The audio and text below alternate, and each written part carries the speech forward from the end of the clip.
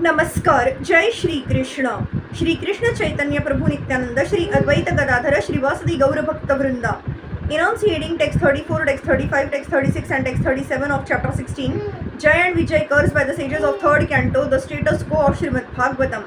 Text 34. तदा विकुंठधिषणात् तयोर्निपत मानयोः हाहाकारो महानासीद विमाना गृहेषु पुत्रकाः. Then as Jay and Vijay fell from the Lord's abode, a great roar of disappointment arose from all the demigods who were sitting in their splendid airplanes. Text 35. तावेव हयधुना प्राप्तौ पार्षद प्रवरौ हरेः दितेर जठर निर्विष्टं काश्यपं तेज उल्बणम्. Lord Brahma continued, those two principal doorkeepers of the personality of Godhead have now entered the womb of Diti, the powerful semen of Kashyapa Muni having covered them. Here is clear proof of how a living entity coming originally from Vaikuntha Lok is encaged in material elements. The living entity takes shelter within the semen of a father, which is injected within the womb of a mother, and with the help of the mother's impulsified ovum, the living entity grows a particular type of body. In this connection, it is to be remembered that the mind of Kashyapa Muni was not in order when he conceived the two sons Hiranyakashyapa and Hiranyaksha.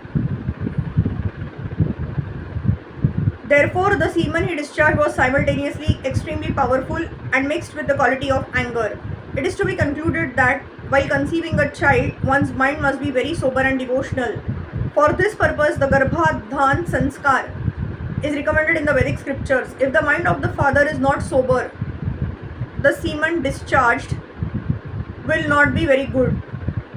Thus, the living entity wrapped in the matter produced from the father and mother will be demoniac like Hiranyakashipu and Hiranyaksha. The conditions of conception are to be carefully studied. This is a very great science. Text 36. तयोर सुरयोरद्य तेजसा यमयोरहि वह आक्षिप्तं तेज एतरहि भगवांस्तद विधित्सति. It is a prowess of these twin asuras demons that has disturbed you, for it has minimized your power. There is no remedy within my power, however, for it is the Lord himself who desires to do all this. Although Hiranyakashipu and Hiranyaksha, formerly Jay and Vijay, became asuras, the demigods of this material world could not control them, and therefore Lord Brahma said that neither he nor all the demigods could counteract the disturbances they created. They came within the material world by the order of the Supreme Personality of Godhead, and he alone could counteract such disturbances. In other words, although Jay and Vijay assumed the bodies of asuras, they remained more powerful than anyone, thus proving that the Supreme Personality of Godhead desired to fight, because the fighting spirit is also within him. He is the original in everything, but when he desires to fight, he must fight with a devotee. Therefore, by his desire only were Jay and Vijay cursed by the Kumaras. The Lord ordered the gatekeepers to go down to the material world to become his enemies so that he could fight with them and his fighting desires would be satisfied by the service of his personal devotees. Brahma showed the demigods that the situation created by the darkness for which they were disturbed was the desire of the Supreme Lord.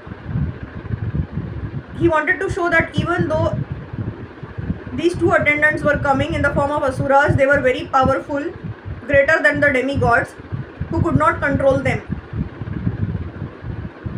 No one can surpass the acts of the Supreme Lord. The demigods are also advised not to try to counteract this incident because it was ordered by the Lord.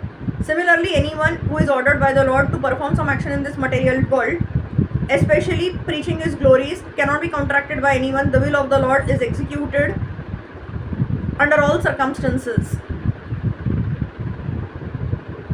Text 37. Vishwasya yah स्थितिल योद भव हेतुराद्यो योगेश्वरैरपि दुरत्यय योगमायः क्षेमं विधास्यति स no भगवांस त्रयोधीशस तत्रास्मदीय बिमृषेण किया निहार्थः. My dear sons, the Lord is the controller of the three modes of nature and is responsible for the creation, preservation and dissolution of the universe. His wonderful creative power Yogamaya cannot be easily understood even by the masters of yoga. That most ancient person, the personality of Godhead, will alone come to our rescue.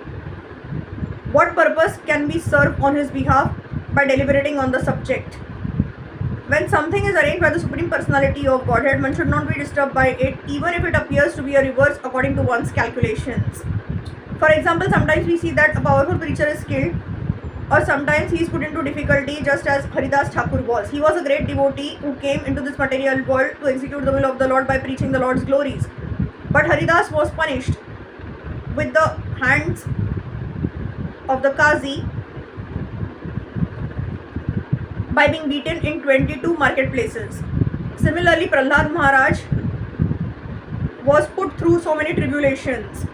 The Pandavas, who were direct friends of Krishna, lost their kingdom, their wife was insulted, and they had to undergo many severe tribulations. Seeing all these reverses affect devotees, one should not be disturbed. One should simply understand that in these matters there must be some plan of the Supreme Personality of Godhead. The Bhagavatam's conclusion is that a devotee is never disturbed by such reverses. He accepts even reverse conditions as the grace of the Lord. One who continues to serve the Lord even in reverse conditions is assured that he will go back to Godhead, back to the Vaikuntha planets. Lord Brahma assured the demigods that there was no use in talking about how the disturbing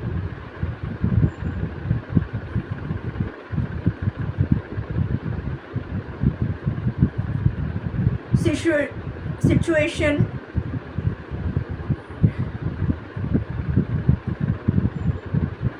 created by the darkness was taking place, since the actual fact was that it was ordered by the Supreme Lord. Brahma knew this because he was a great devotee. It was possible for him to understand the plan of the Lord. Thus end the Bhakti Vedanta purports of the 3rd canto, 16th chapter of the Srimad Bhagavatam, entitled Jai and Vijay, cursed by the sages. Hare Krishna, Krishna Krishna, Hare Hare, Hare Ram, Ram Ram, Hare Hare.